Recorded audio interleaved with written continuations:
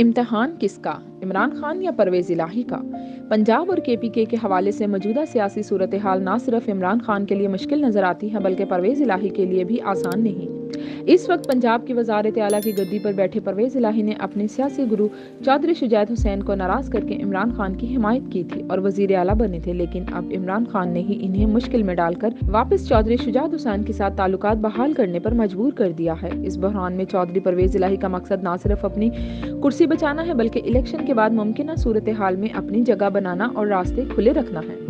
इसलिए इन्हें इमरान खान के असम्बलियां तोड़ने के आइडिया से इत्तफाक नहीं, लेकिन वो इन्हें पूरी तरह नाराज भी नहीं करना चाहते। दूसरी तरफ पीडीएम भी इन्हें खास लिफ्ट नहीं करवा रही, क्योंकि पीडीएम रहनुमाओं और खास तौर पर नून लीग को पता है कि अगर इमरान खान असम्बलियां तोड़ने पर बसिद हैं तो कुर्सी बचाने के लिए परवेज इलाही इनके ही पास आएंगे और फिर वो अपनी शर्तों पर परवेज इलाही से डील कर लेंगे।